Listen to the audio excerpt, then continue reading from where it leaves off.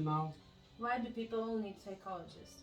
Okay, now everything in our lives, finances, business, you better have a mentor, because if you try to, like, you're going to school, you try to solve something, by yourself, it might take 100 of years, and nobody knows if you're really gonna get there.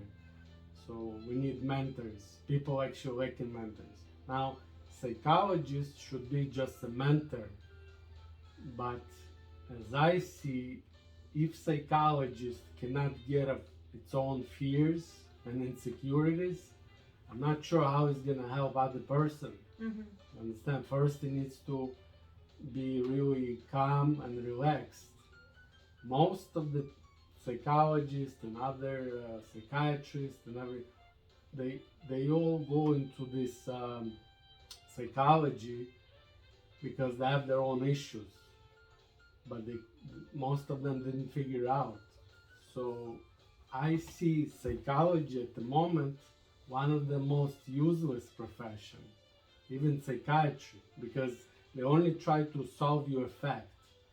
Psychiatry even worse. They try to prescribe drugs and solving your effect. So it has nothing to do with getting rid of your fears, and then phobias, and then anxiety and depression.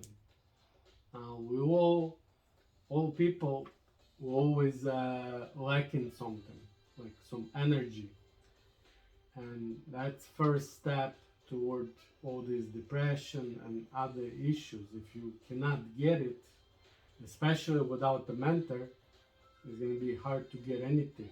So people need mentor, like in finances. If you really want to study it good, you need a mentor. You need somebody who will, help you to get this profession, like make you an expert. You want to be an expert in some field.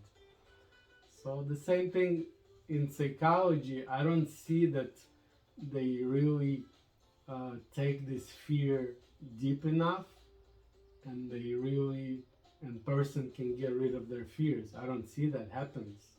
So that's why I don't even talk to other psychologists. I have my own psychology. Now, vector psychology, on the other hand, it does goes deeper, because fear, it's what is fear? It's basically lack of information and experience. If you scared to do skydiving, you want to jump with the parachute, if you're gonna start doing meditation, hypnosis, talk to psychologists, I don't think it's gonna help you to jump.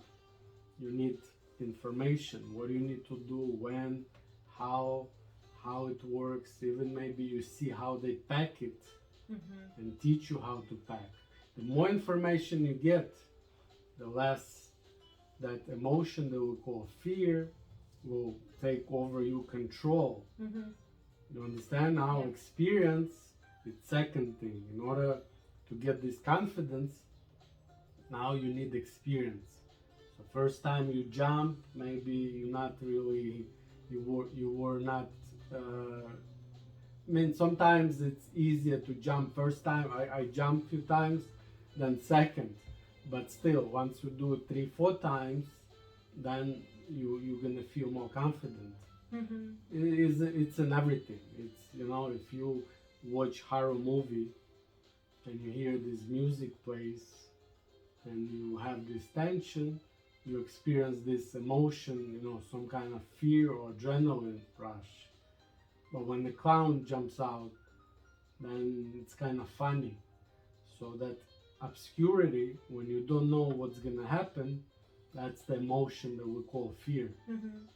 So if you can fill up that obscurity, if you can fill up that with information that you need about person, why person is aggressive, why some people they can harm children, and why some people become masochistic or sadistic.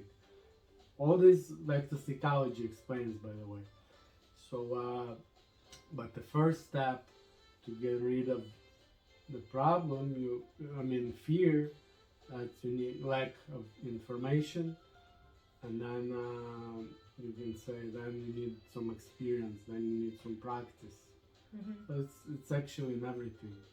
Now